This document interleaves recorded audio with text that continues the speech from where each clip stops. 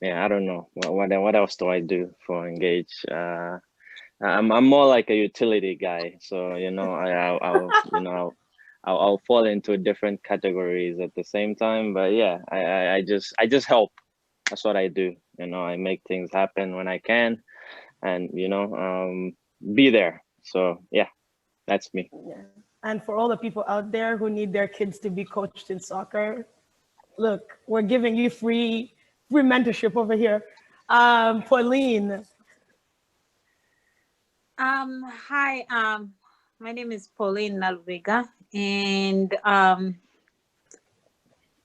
I know I don't like talking about myself. Don't we all know that? So, in my professional career, I currently work as a logistics analyst, and at the same time, I'm doing my master's for operations and project management. And with Team IE, what I bring to Team IE, EIE. I It's know. easier That because that bothers me too. IE is my major, so it's just like EIE. So I have to remember to put the E before the IE.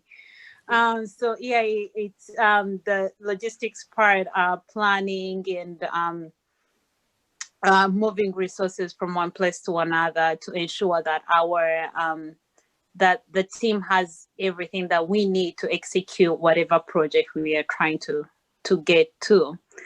And with I'm really excited about the Success versus Greatness, the second edition. The first edition was great, as Francis did mention, and I think to me it's all about creating awareness and having that experience and hearing it from somebody else. So it makes a great difference when you hear somebody, when you have some similarities, or when you can pick something from someone's story. So, yeah, excited. I know. I'm like bubbling with excitement. This has been like 2 months of so much work. It's unbelievable that it's Oh happening. yeah. Mhm. Doreen. Hello, hello. My Yay. name is Doreen TV. I'm the head of strategy, and beside being that, a grad student at Brannis doing global health, and I'm project assistant at a small NGO called Grace Cares. What we do at Grace Cares, we go to communities in different countries and help community leaders start projects in the communities. So the NGO does not do the projects; the community leaders do the projects, which makes it easier because they know what their people need. And what I bring to EIE with the experience of all the projects that I managed the past 2 years when I was in Tanzania and what I'm doing at the moment too, and in school is I come up with ideas of how to make the program better and how we can move it forward. And I'm excited for this second edition because it's gonna be super, super, super exciting with the new people. I mean, the new speakers. Is gonna be a surprise for everyone. They're very, very cool, amazing speakers. I can't wait for you guys to find out. I just can't wait. It's like Christmas. My Christmas present just happened before Christmas happened. So I can't wait for you guys. Well, then it's a And Christmas gift. I know, I right? know. This is honestly the Christmas gift that we're giving everyone at Engage Inspiring Empowering. Like all the people that have followed us from the beginning. This is an early Christmas gift. I'm like, Doreen's excitement is giving me even more excitement. I don't know why. And last but not least, the person that did interview with Francis the last edition and is the last man standing. Wilson, introduce yourself, tell the people what's going on. Hi, how you doing? My name is Wilson. What's going on? It's a cold morning. Yeah. Anyway, into aviation, trading, entrepreneurship. Yeah, anything that makes money. I think I try to be in that realm, farming everything, And with the last edition, I got to learn so much. With the information that I got to learn so much about my own self, and how to succeed. I got so much information, which is getting me more excited for this new edition that is coming out. I'm excited to learn, to meet new people, to make friends. Like, this is the perfect combination. You don't want to miss it, you know. Yeah. And I'm excited. I can't wait. I don't know. I'm just too excited for it, you know. So, you know, building up to today, I kept thinking to myself about like what my favorite part of the last edition was. So I know, let's start with the two people that actually did interviews in the first edition, right? Wilson and Francis. What was your favorite part? Like the part that you clearly remember the most, maybe impacted you the most? I don't know, share with the people. Francis. Yeah, Wilson, go first. Well, honestly, it was the whole experience of doing interviews like online and not in person. That was kind of a new thing, and with COVID going on, it was like a learning curve. You know, having to do an interview with somebody who's not seeing you. You sometimes you do meetings like at work or something, but this was kind of different. You know, you want to get somebody's personal experience. You want to get deep into their skin and see what made them who they are. So that whole experience was really good for me. Yeah. Yeah, I agree with Wilson. You know, the whole interviewing someone was it was really intimidating, at least for me, because I'd never done it before. But you know, I think I handled it really well. And of course, you learn new things by putting yourself out there. You know, and you know, having people, you know, message you after your interview and be like, okay, these are the things you did well. These are the things you didn't do quite well. You know, you learn to like improve on yourself and be better. You know, so that going forward, you know, if you get the opportunity to do another interview, you know, you're actually making those small, you know, corrections and, you know, figuring out better ways to be effective and making the organization look good. So yeah, me, the best part was, you know, meeting all these people and, you know, of course not meeting, but like, you know, talking to them. There was a lot of knowledge that these people were giving us. You know, my only regret is that I wish there was more people who actually tuned in to like get all this information, because at the end of the day, it's for them, you know, it's for all of us. So if you miss out, you just, you know, you're missing out on something someone might say that might change your life or might make you go in the right direction. So yeah, I don't know if that answers the question, but yeah, that's how I I remember feel. the first interview that we had. It was crazy. Yeah. Does anyone remember the anxiety in the room was ridiculous? You know, trying to set Yeah. up the Look, lighting, trying to do. I feel like yeah, man. people should actually see behind the scenes of this stuff, because it was really crazy. You know, That will be another series. That, we were that has trying to to do The like a light, CNN broadcast, and it was.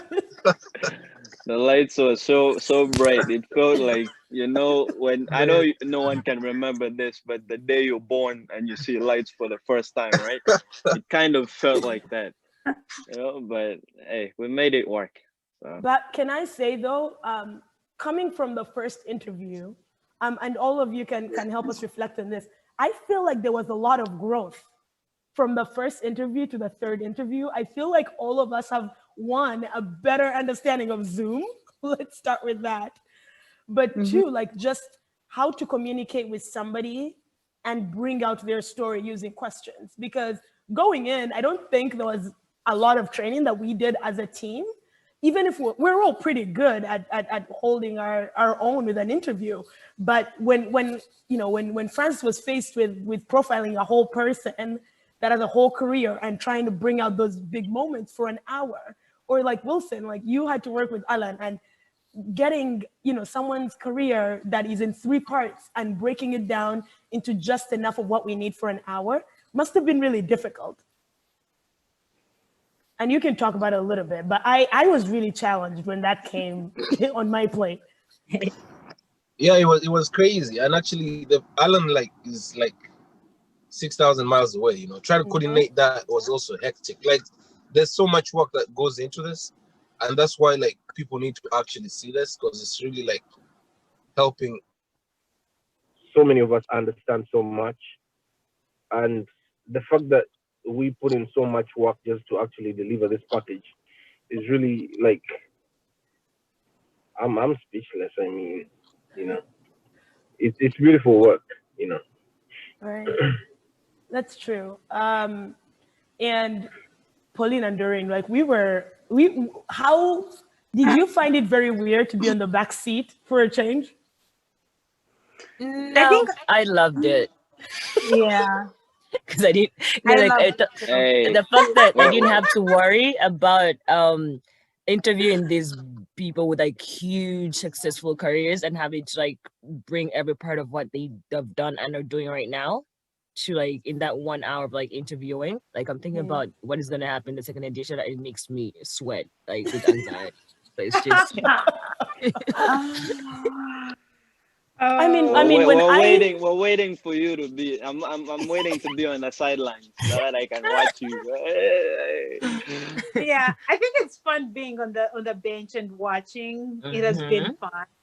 And I think one thing that was really great to see, it's like these people, like their careers and their personal life, they're not like it's not like it's time for my career now, it's time for my, like it's intertwined, like it works together. So I think that was the most interesting thing, like across the board. It's Yeah. not like, hey, it's time for career, and it's like, yeah, in my career I'm a different person, and in my house I'm a different person. Like there are aspects of that, but then it's like each of them work well together to Yeah. enrich somebody. So I'll tell you this. Oh So my God. I just rewatched all the 3 interviews, and I have to ask, what was the most shocking thing to find out about every speaker? Like, let's start with Michael Azira, right? So for those who haven't watched the first edition, Michael Azira is a Major League Soccer player. He's Ugandan, but he's American based in Chicago, plays for Chicago Fire. Amazing gentleman, just really easy to work with, and did such a great interview. Let's just go around. What was the most shocking thing to find out about Michael?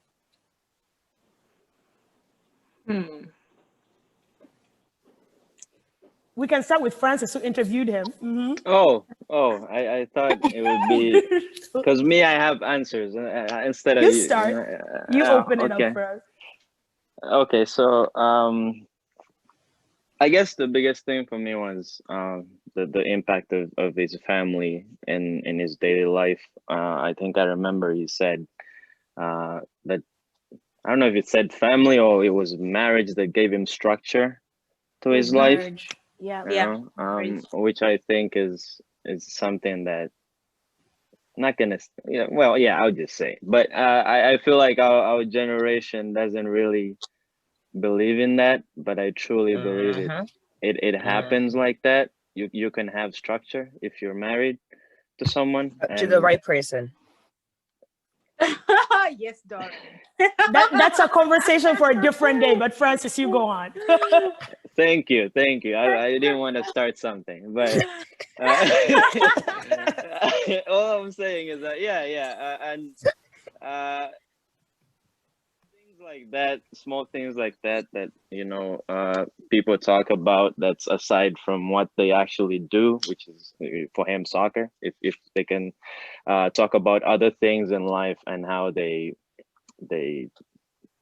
make him be better or improve as a person, then you know it's big for me. So the family aspect was, I didn't even know he was married, and you know, before the interview, and had kids. So yeah, but he's a nice guy. Like even after the interview, like, you know, I think 3 weeks ago I talked to him like before one of his games. So yeah, he's really stayed in touch, and you know, we talk about his youth foundation and stuff all the time. So yeah, he's a nice dude. Yeah. Who else? Anyone remember their most shocking thing about Michael? What did they find out that really shook them a little bit? In general, personally, with I'll put all the interviews in one. Yeah. The main thing that I was actually looking forward to was understanding how these gentlemen have actually managed to handle their success, family, and all that, right? Because personally, sometimes it gets overwhelming, right? You're working all the time, even if you don't like have like a family yet. It's really hard for you to balance. Even calling your own mom and checking on her sometimes is really hard, you know. So I just wanted to understand how they were actually able to like crack that. And by the end of the series, I was really in that space where I understood that. So yeah. Yeah, I will say, just even the Michael interviews specifically, I could talk about all three because I feel like I've just watched them, so I remember everything. But the most shocking thing about the Michael interview was the journey. Like, when for all three of them, they had very different journeys. You can't compare them. But when you see Michael now and look at the journey, oh my, that is a journey of pure resilience, absolute resilience.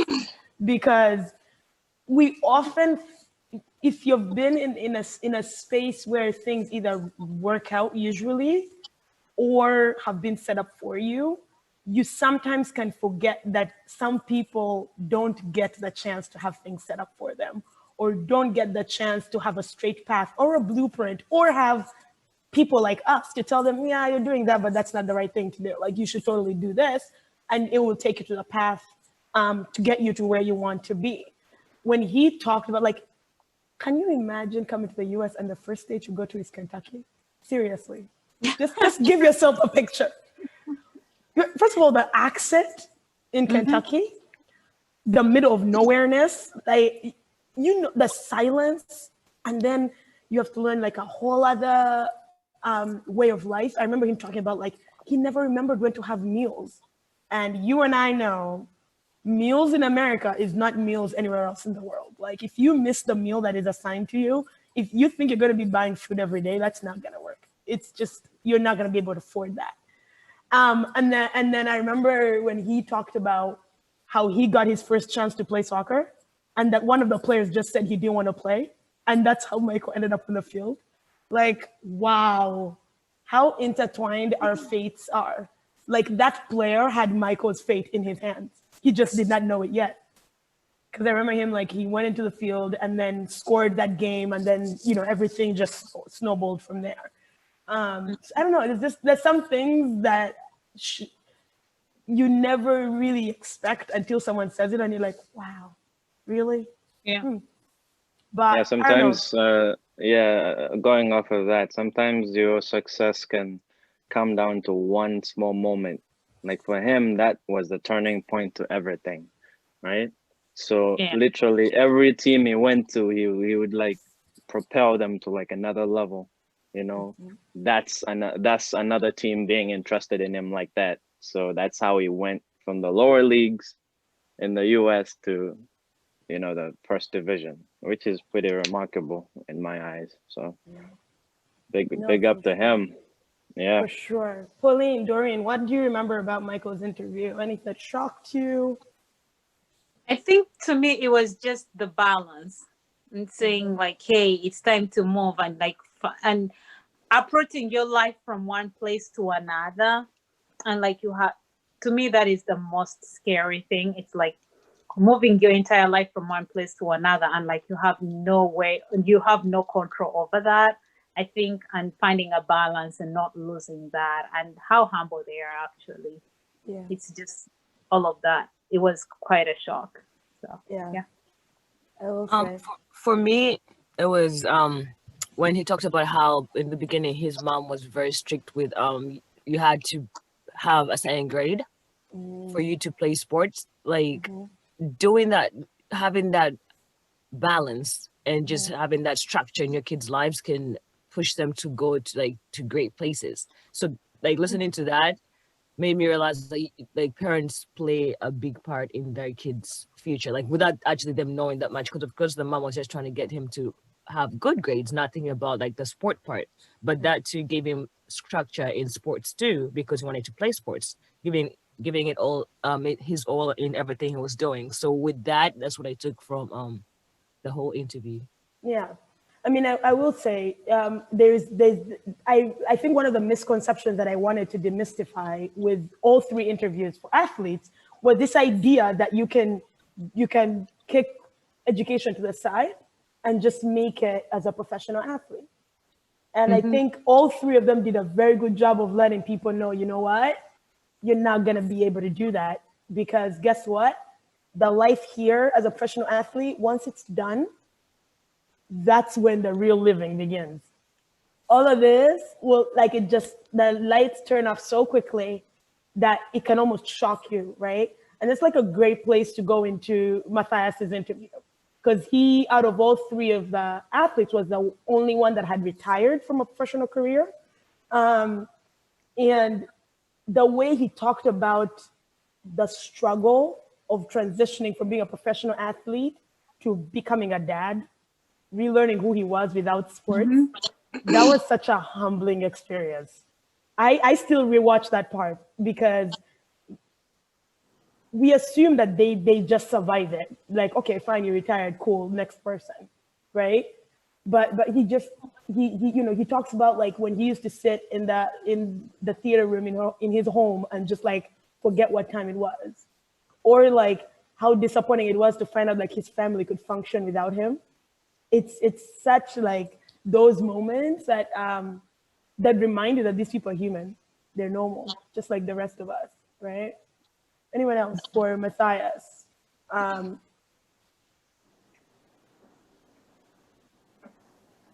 I think to me it's just knowing when to let go. Because I think like we all struggle with that. It's like, I have known this for my entire life, so how can you tell me like it's gonna end? So I think and the resilience from like, because he did focus on the mental health. Yeah. And I think it's something that we quite ignore, especially in our communities. It's something that we don't want to talk about, or we like you're expected to be mentally strong and stable and all that. So I think him being open about that, I think that was quite something different too. Yeah. Yeah. He even from just approaching him to do the interview, he was very vocal about it. And it's probably because he is doing work with the NFL around mental health. Yeah. But he was very open about his journey and let us ask as many questions as we wanted. And that's a vulnerability that you're gonna get only at Success versus Greatness. That you get somebody that comfort level where they could tell you something that they would never say on like Fox News or like ESPN, right? But his interview was one of those when I left and I was like, wow, that's how I left, just shaking my head. I couldn't believe that. Francis. Yes, Matthias. So I think it was really well delivered, by the hosts, Wilson and Alan. Yes. Yeah. So that alone, like in terms of organization, I was really impressed. Yeah. And with the Matthias, like the stuff he was talking about, mental health, family, like all the topics that are really crucial, and that people want to hear about that balance between being an athlete, a dad, a businessman, all that stuff. Like he talked about so many things and educated us on so much, but I think it goes against the norm that maybe these athletes never really have a lot of stuff to offer in terms of knowledge and advice for people on how to do things, and you can look at Matthias's story and be like, be inspired. Like you can't not be inspired. Like I know we got a lot of feedback, you know, on Facebook, on, you know, social medias, or even personally, like people texted us and they're like, yeah, this was really a good interview.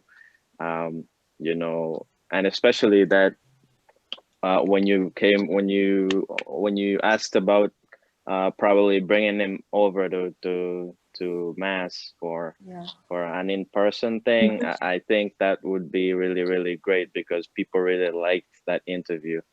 I, you know, people want to learn more, like they saw themselves in him, right, so to speak. You know, I know it's a bit different with football and stuff, but yeah, just the things that he went through, like feel like a lot of people have gone through things like that, but to come out of the other side and be successful, you know, be a Super Bowl champ, be a great dad, family man, you know, all that stuff, it shows a great deal of maturity. And yeah, it's just a great role model, to be honest, especially for us, the Ugandans, right? Because we claim him, I guess, you know. So I like yeah, the claim. yeah, He's yeah, never and denied us. he claims, yeah, he does that as well. Like to Mhm. him is Ugandan, you know. So which is also nice because, you know, most people who are born here, they have a they're right there, you know. Their priorities are So not straight. yeah. So and they always want to be, you know, on different sides. Like I'm this and this, right? But Yeah. yet it should be pick a side, you know. No one's gonna judge you. Just pick a side and let's go. And I'm glad he picked us over them. So yeah. So yeah, that's my feedback on Matthias. Yeah. So let's go. Let's get down to Brolin Maweje, the last guy, the one with the most unorthodox sports career for a Ugandan I know. I mean, have you heard of a snowboarder until Brolin? Because I was in shock. I was Ah. like, which African likes the cold? Let's start I with that. know. No, at least an I'm African that starting lives now. in South Africa because they have the Right? cold. But in East Africa, the tropical, where it's hot and rainy, that's about it. We have some snow on Renzori. He's not from the West, though. He doesn't live on Renzori. On time. Yeah, but you could snowboard and shit. I'm just Oh, It was goodness. like, any feedback? What is his story? Okay, let me just admit to you. When I was tasked to interview him, I had watched the movie about Brolin Maweje, that Red Bull movie. So I thought I knew the story, but when he was telling it, it just hits home in a whole different way. So I remember the moment when he talked about going to, went to Phillips Academy? No, Exeter? One of the two. Yeah. He went to an elite private school in Massachusetts. Mm-hmm. When he said that and the process he went through to get there, in my mind, I was like, what excuse do people have? I mean, he basically had no home, didn't know where he was getting his next meal, but was like, you know what? I need to work my tail off and make it to this really prestigious school so I can have a bed, I can have an education, and I can do the sport that I love. For me, blew my mind. When he said that, I was so humbled. I had to take a step back and say, you know what? I whine about things sometimes, but the struggle is not real till you're against the wall. Till the basics are not basic anymore. Like, that's when the struggle is real. That interview was it was life-changing in its own way, Yeah. I gotta say. So, I don't know. Wilson, you can start us off for Brolin Maweje. The whole Berlin experience was great. I mean, I realized that, you know, you have to grind like from the bottom, that it like, but it was really, really, really good because it made me understand how much effort somebody putting. He's gonna get gold for it, you know. He has to get a The gold pressure for that comes with Uganda. it. It's gonna happen. Yeah, It has to. Oh he's yeah. you know he's gonna get gold for it because he's worked for it, you know. Mm-hmm. From day one when he was speaking, from the way he started out and everything, you know, he's been grinding, right? Yeah. So to me, that's what I learned. Like there are no shortcuts. You have to grind. You have to trust the process, and eventually you get there. You And know. you said something golden. There are no shortcuts. There really is not. This culture that our generation has of like, let me just make it quickly. Who do you think you are to make it quickly? The rest who have grinded, you think they didn't want to make it quickly? There's a process to everything. There really is. Francis, Brolin. Yeah, I agree with what Wilson talked about. That there's no shortcut to especially those sports where you're like they're individual sports, they're not team sports. Like you have to work every single day. So work ethic is essential. Like Mm-hmm. commitment is essential. Like you have to be disciplined, you have to put in effort, you have to work at your craft every day, for hours and hours and hours, so that by the time you get to compete, it's just muscle memory. Like you just, you know, it's a breeze, So yeah, his story, like you said, Patricia,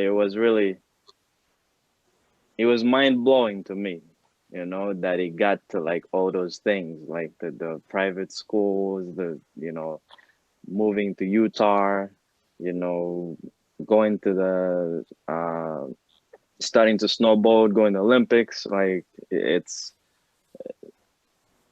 to me it's superhuman to do all that and go to school, medicine, because Mm-hmm. anyone who knows that there's some majors in school that are, yeah, you can't put them with sports and No. make it work, but somehow he's making it work. So I admire him for that. And I told him when we interviewed him, and hey, it's the sky's the limit. He if when he gets the gold medal, not if, when he gets it, it's gonna be fully deserved. Because he's put in work. He's had to like uh what do you call it? He had challenges, Yeah, you had to overcome a lot. along he had to overcome the small hurdles like we all have in life. Some of them that he went through are a bit bigger, but yeah, he's bounced back, and you can see when we talked to him, he was in a good place. He was, getting ready to go back to training, which I think is back to now. So yeah, he's I think he needs to get more recognition, at least in Uganda. Like they Mm-hmm. need to know this guy is out there trying to make a name for our country in a sport that, most people on the other side and they might know, but they don't really watch it or anything.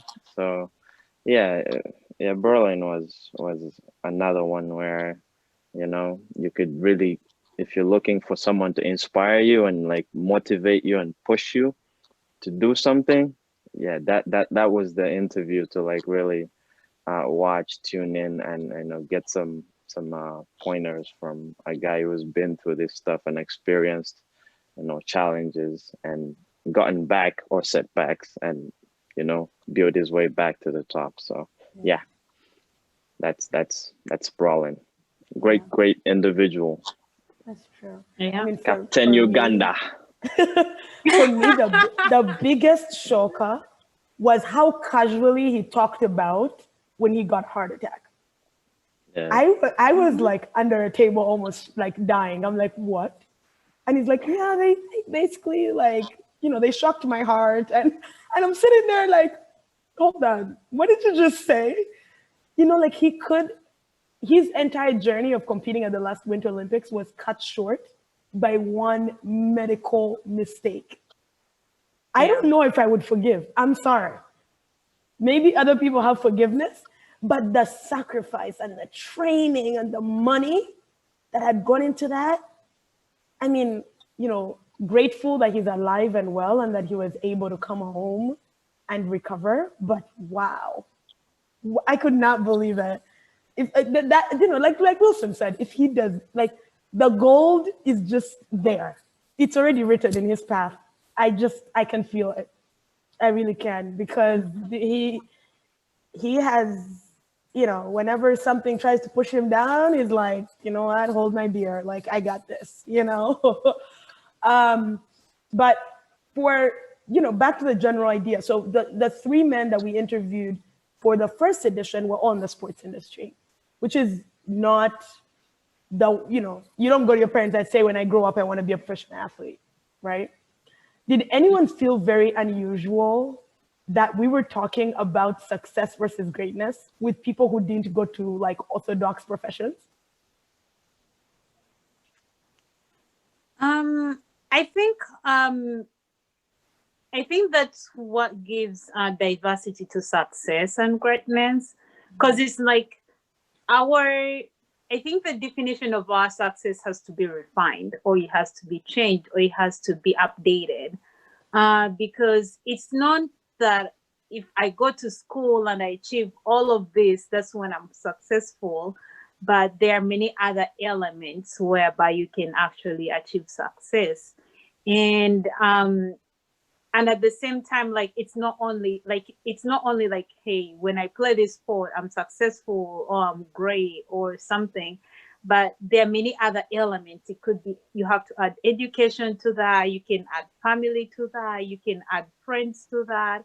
So there are many elements or components that contribute to our success. So I think it was not shocking to me, but it was interesting to see that different side of definition of success. Yeah. Anyone else? Feelings about just an unorthodox career option, and we're talking about success versus greatness. Doreen. I know. Doreen, Wilson, whoever is there. Just, did anyone feel? Yeah, sorry, my microphone was acting weird. I was talking, but you didn't hear me. Right. So all I was saying is, like, for me, I think success is not just about like having an office job or like the typical African parent careers that they want us to have. Success. She just threw them right under the bus. She's like, oh goodness, Doreen. Success is just working at something you love and then successfully doing it, and being like, what, I gave my best and the outcome was this. Like, I did what I love doing and I succeeded doing it. And also it shows our generation that you don't have to just do anything just because you want to make money. You can do something you love as you're making money. And there's like so many options out there, especially with the Mawaje video. Sports, there's so many sports out there that children can do. It's not just basketball, football, soccer. There's so many options out there that you can try, especially if no one else has tried it. It actually even give you like a better how do you call it, a better chance at succeeding at it, because you try to be that first person to do it, like in your community or something like that. So it just gives you that desire to want to be good at it. So I think for me it was a good addition, and it was great that it was about sports. It gives us a different option or a different view on how people see success in a different way. Yeah. And so, we battled with these two words, listened to three different stories. Has anyone's, let's reflect a little bit on the two words. Like, what do you know now that you didn't know then about the role that these two words play in your life? You can take a minute to think about it.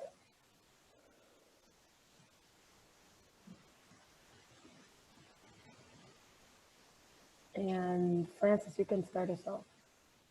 Francis or Wilson, whoever it is. Okay, so Well, for me, I'd always attributed success with money, right? So if someone was like rich, they were successful. That's it. You know, I don't care what another person did. If you studied like and the books on your table are this high, to me you're also good, but you're not like this guy, right? Or this person or this lady, you know. But I quickly learned that success can be measured in different amounts. It can be something as small as getting your driver's license or getting your high school diploma or getting your college degree, like that, right? So these small things can also be attributed with success. So it actually changed my whole perception on it. Like I started to be, not that I wasn't proud of myself, but I was like, wow, like I'm really successful. Like there's things I've done that some people don't have or have not done. So in that respect, I guess it kind of changed how I think of success. But I think if I remember when he came up with the idea for the series, after watching that what do they call them? The commencement speech, right? With Steve Harvey. That's how when he actually defined both of them, I was like, oh, okay.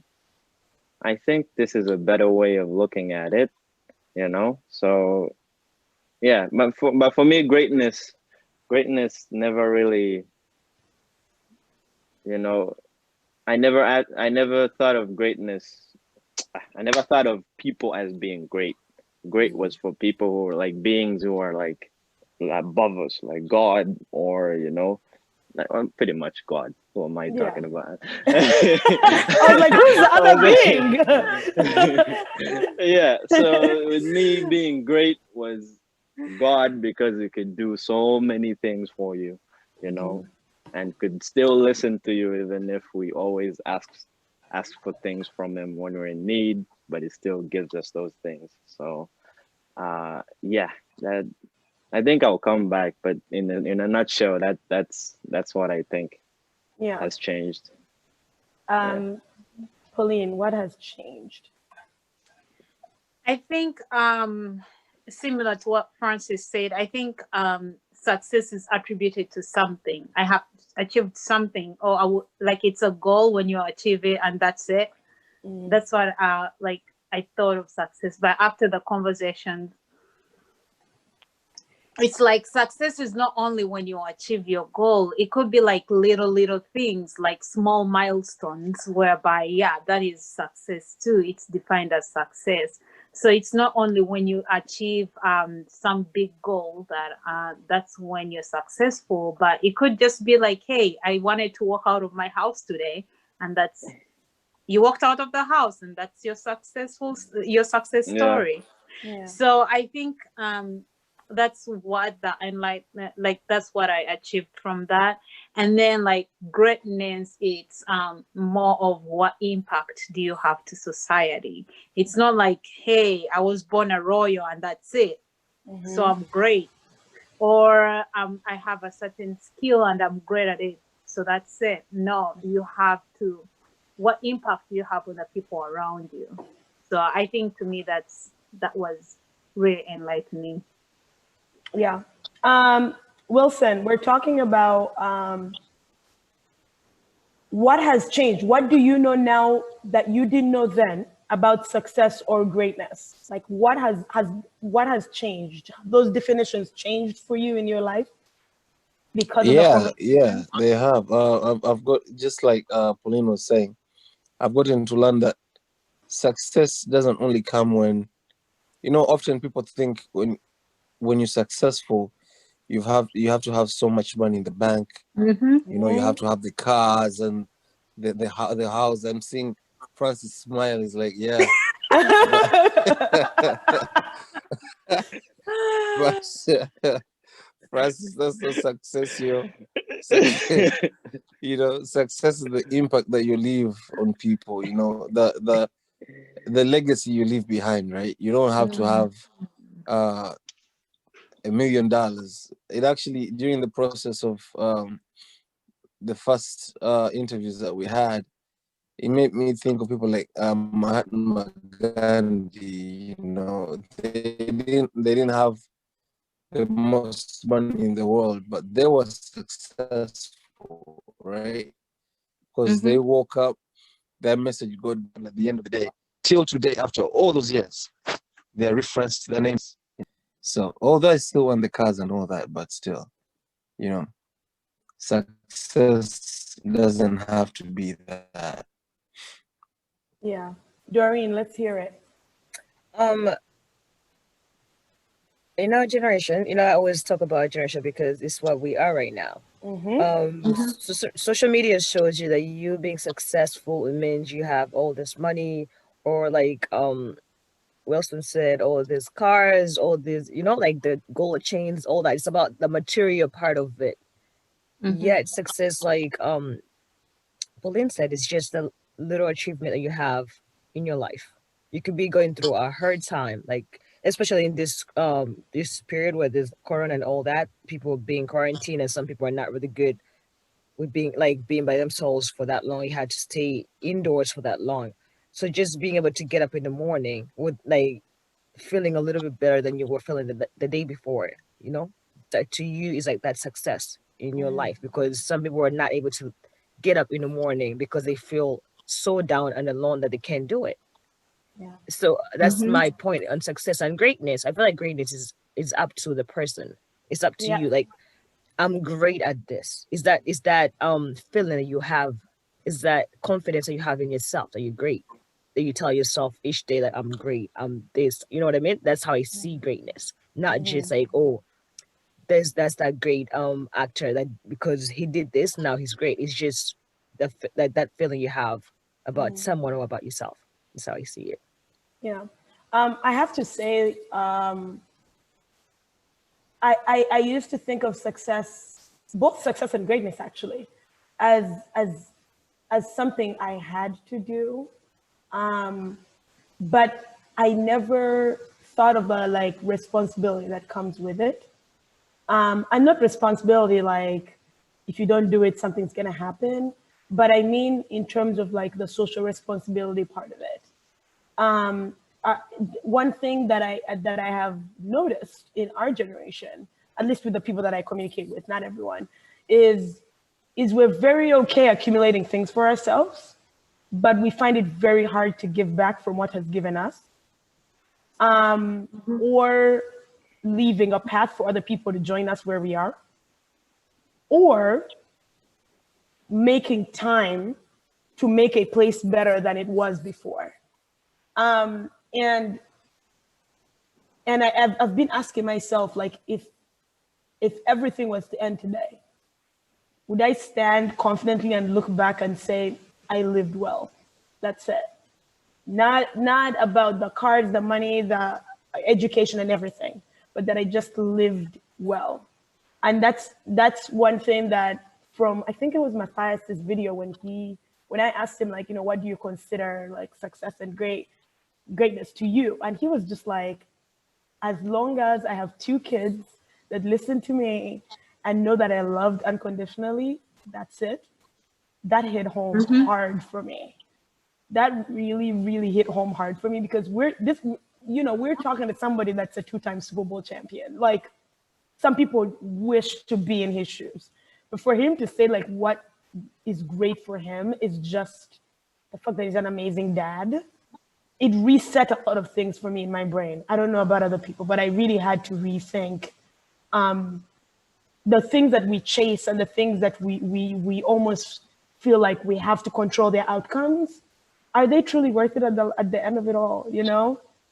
I've been struggling with that a little bit, and rethinking rethinking like how can I live more intentionally, more purposefully, and that I have to be unapologetic about the way that I live. I can't live for other people every day. I have to live for really that purpose that I have in life, right? If I want to impact somebody else's life, I should do it not because other people will look at me and be like, great job, but because in my heart of hearts want to do it. So that's where I am, and it's a good place to transition to second edition. So, background story in second edition, we are taking a journey, a trip all the way down to the African continent, and I'm pretty sure everyone on this team knows this, but we're actually looking at some people that have been successful in their lives in Uganda. Hey. There's a lot of untold stories that are about to be told, and just a snippet of what industry we're going into, because as a team, I think we've been very intentional about categorizing people based on industry, because we not only do we want to tell stories, but also we want to tell the unorthodox stories.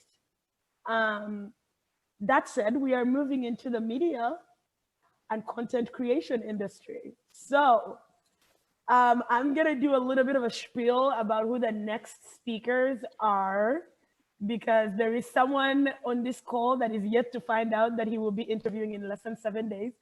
But I can give him the shock now. So. Oh, please, not me. Can you imagine? I have such an enthusiastic team. They're just like, I don't want to be Please, the person. God. So, you've seen this presentation before. We're gonna have a second edition of Success versus Greatness, and these are the definitions that we sit with currently about success and greatness. These could change, these could grow, but this is kind of where we were sitting at the beginning of Success versus Greatness, and it's a very good place for us to come back and sound as a sounding board for us, and ask ourselves, is this still the definition? I mean, Pauline just said we really need to redefine what success is for our generation, or greatness. And so this is my amazing team, everyone. You can see them all smiling. So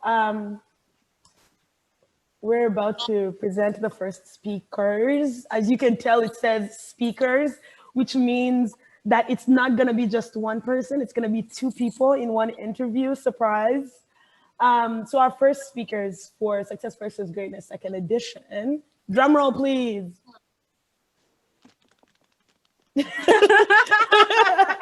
Are going to be Ben and Rachel Mwine, who, as I was telling you, someone is gonna be shocked because on November 7th, me and my brother are going to be interviewing Ben and Rachel Mwine. A little bit of a backstory about this couple. Doreen, what's funny? Because you said, not me, not me. So in Uganda, this is one of the couples that has been in the entertainment industry the longest, I would say. And I'm pretty sure Francis isn't too much shocked to talk about Ben, but could you just say a little bit about Ben? Because I know you know a lot about him, a little bit of what he has done. Ben Mwine, I could talk for days about him, because we grew up in the same neighborhood. We're really close with our family, so Mwine is like a brother to me, so it would be a big honor to interview him and get to know him. I actually saw him at the airport when I was coming back from Uganda, and after I'm talking like maybe more than 10 years, without seeing him. So he's a nice guy. I know he started in radio, I believe. Yep. Capital FM. And that was when we were kids. I didn't even know what he did for a living. I was just like, Mwine works on me. I thought he worked on TV, so I would always tell people he works on TV, But yeah, he worked on the radio, and he would always come back and visit his brothers and mom and dad at home. So I would always see him then, and we'd play soccer together as well. But yeah, he's really stayed in media for almost his whole career, I believe, Patricia. Yep. Mm-hmm. So I think now is he with Kwese Sports? Yep. I He believe. is with Quessa Sports. He's their Yeah, country managing director in Uganda. yeah. And So yeah, well, it's been in media and sports, I believe. yeah, and Right? I will tell you, yeah, something very interesting about Ben is in career we often want an already made place for us. Ben is one of those people that made us sit at the table for himself. And that's, I think, the major reason why we chose him for this series. He started on radio, and sure, it was great to be a radio host, but Ben grew into his own personality. I mean, he's really grown up in front of Uganda's eyes. It's the best way to say it. They've known him since he was maybe 20 something. And now they've known him through getting married, having a son, all of that. But I'm very excited to hear how he has kept the consistency of being relatable and relevant, because those are the two things I think that scare people the most in the media industry. And I will have the great honor of hosting his wife, Rachel Mwine. For people in Uganda that know Rachel, Rachel made such an impact on like news anchoring in Uganda that when Rachel retired from NTV, they had to throw a farewell party for her on TV. That is how beloved she is. Just she read 9 o'clock news on NTV for maybe 5+ years. Like she was the person that when it was 9 o'clock and you turned the TV on, Rachel's face would come on. She is now she's a co-host for an Instagram series and YouTube series show called Bump Love, and it's a show that talks about the challenges of being a mother in an African culture. And she sits on there with four other wives and mothers, and they talk about just relevant issues in mothers' lives in Uganda. And I'm so excited to be hosting her and her husband Ben. And I don't want to spoil it for you, but be excited because she's just a really fun person. And the fact that she's allowing us to share her story is just so humbling. So let's get excited. November 7th is going to be our first session, hosted by Francis and Patricia Mumba. We're the first in line. We got this. Is there anything that anyone wants to say? We're gonna be going off in a few minutes, but what are your hopes and dreams for second edition? Like, what are you hoping to learn out of it? What do you hope people learn out of it? Just last words before we head out.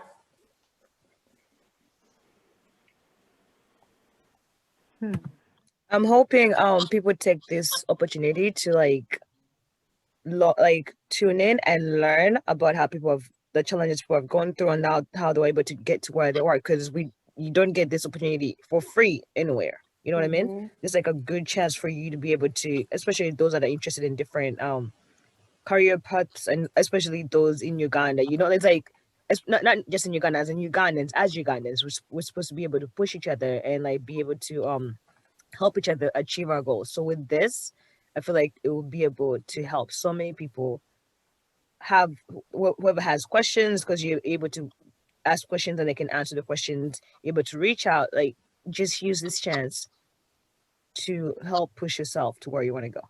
Yeah. Okay. Wilson, let's hear it.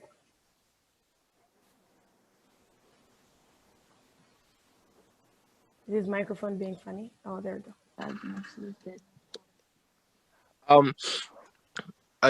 I'm looking to learn more and just develop more, because I know the speakers that are coming on have experience in various fields. They've done so much. Okay.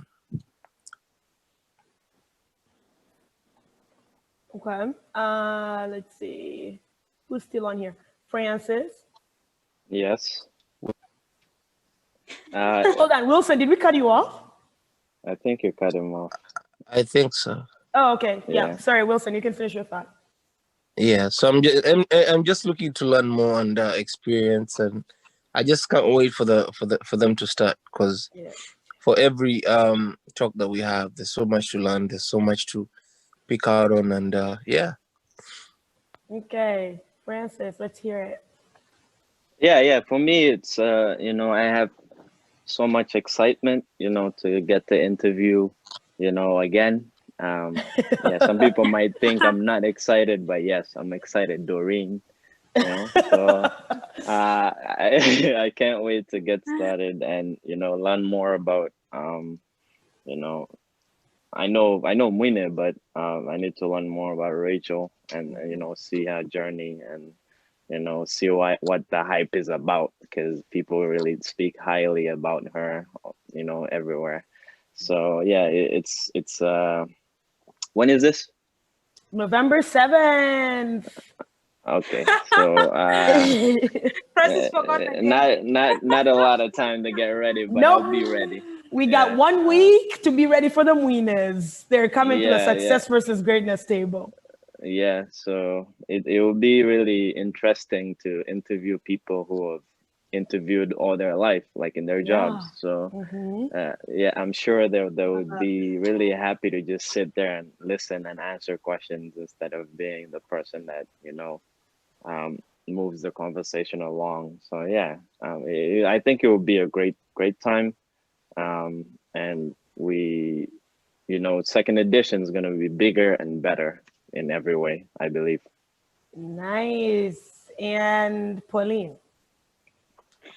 I'm a learner, so I'm just ready and excited to hear other people's stories, and yeah, that's the main reason as well. I'm excited about the second edition of Success versus Greatness, and at the same time, I think it's going to be another avenue for maybe a different demographic, maybe people trying, people learning. Like, I hope people can hear those stories and they can pick one or two things from them. So yeah. That's true. I'm just excited, one, to finally return Ugandans to a normal time zone, because the other session, they were awake at 1 a.m. That was painful for them.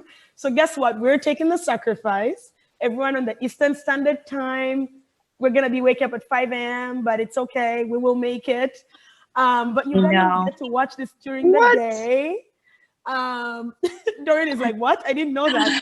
Yes. Excited for 5 a.m. 5 a.m. Listen, everyone. I've already been whining about it. So like I'm mentally, especially as a grad student, mentally, because my weekends are my favorites. Yeah. I mentally prepare myself for that 5 a.m. But I'm just in my mind, as Pauline said, different demographic. The other first edition was very tailored towards diaspora immigrant families. But you know what? We all came from a place called Uganda, and we have to celebrate those stories. And this is our chance to celebrate those stories. So I'm very excited for second edition. So November 7th, everyone, check our Facebook page, Instagram, Twitter, everywhere. The Zoom link is going live in literally less than 10 minutes. So sign up, and get ready. November 7th, 1 p.m. Ugandan time, 5 a.m. US time. We're going to be going live on our Facebook page and interviewing Ben and Rachel Mwine. Thanks, guys, for checking in and hanging out with us on the second edition launch. This was nice. I think everyone out there, please agree, I have a dope ass team at Engage. Love every single one of them. And let's keep doing what we do.